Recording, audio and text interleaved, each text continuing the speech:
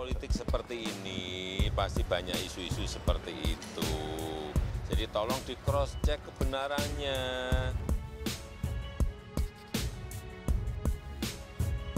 Kemudian itu ada berita-berita beredar juga kalau kita cermati, yang ngomong itu juga kan main aman. Perang isu tak terelakkan, kesabaran Prabowo sedang diuji. Saya juga kaget, Jadi saya itu jelas itu tidak benar ya.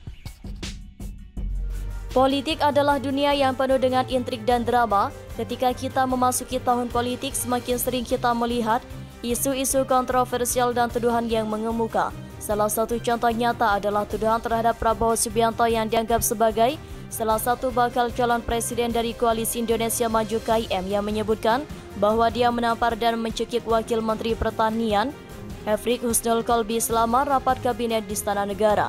Tuduhan ini muncul dalam periode yang sangat penting karena pemilihan presiden 2024 semakin mendekat. Namun Prabowo dengan tegas membantah semua tuduhan tersebut dalam acara 3 Baca Pres Bicara Gagasan yang disiarkan oleh Mata Najwa. Prabowo memberikan klarifikasi dan tanggapannya terhadap isu ini. Dalam pernyataannya, Prabowo mengungkapkan bahwa dia sangat terkejut ketika mendengar isu ini pertama kali. Dia mengklaim bahwa dia jarang sekali berinteraksi dengan Hafrik Husnul Qalbi dan tidak pernah terlibat dalam insiden seperti yang digambarkan oleh tuduhan tersebut.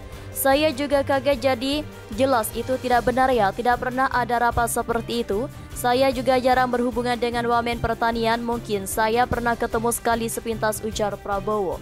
Selain itu, Prabowo juga menjelaskan bahwa dalam kapasitasnya sebagai bagian dari Kabinet Indonesia Maju, dia lebih sering berkomunikasi dengan berkoordinasi dengan Menteri Pertanian Syahrul Yassin Limpo. Fokus utamanya adalah memastikan sinergi program-program pemerintah dalam upaya mencapai tujuan nasional. Oleh karena itu, Prabowo merasa heran dengan isu yang mengaitkannya dengan Hafrik Husnul Qalbi. Saya nggak ngerti ya, ini ulah-ulah macam apa, tegasnya. Namun Prabowo tidak hanya menyanggah tuduhan ini, dia juga berbagi pengalaman tentang berbagai tuduhan yang pernah dialamatkan padanya selama karirnya di dunia politik. Salah satu yang paling mencolok adalah isu bahwa ia akan melakukan kudeta dan bahkan pemberontakan dalam nada yang santai.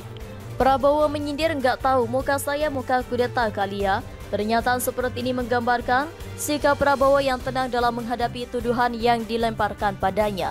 Dia tampaknya memiliki pandangan yang realistis tentang politik dan pemahaman mendalam tentang bagaimana dinamika politik bekerja. Namun Prabowo juga menunjukkan bahwa dia telah mempersiapkan dirinya secara mental untuk menghadapi tuduhan-tuduhan semacam dia. Dia mencatat bahwa ada nasihat dari para guru yang mengatakan kepadanya, Prabowo, kalau kau difitnah itu tandanya kau diperhitungkan.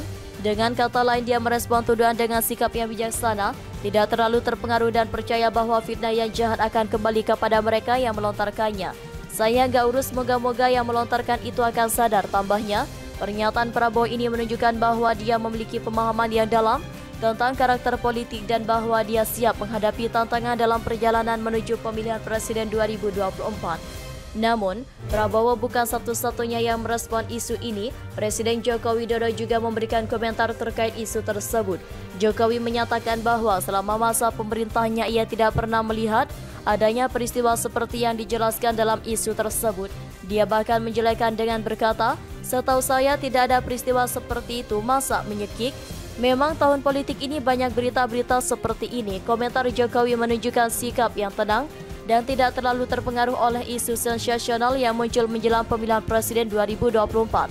Dia juga mengungkapkan dugaannya bahwa isu tersebut mungkin sengaja diciptakan oleh pihak yang ingin menciptakan kegaduhan politik dalam konteks tahun politik. Kita harus selalu mengingat bahwa tidak semua berita dan isu yang muncul selama tahun politik adalah benar. Oleh karena itu, penting bagi kita selalu melakukan evaluasi krisis terhadap informasi, mencari sumber-sumber yang dapat dipercaya, menghindari penyebaran berita palsu. Ini adalah langkah yang penting untuk memahami lebih baik dinamika politik kita dan membuat keputusan bijak saat-saatnya tiba. Pemilihan presiden 2024 akan menjadi titik balik.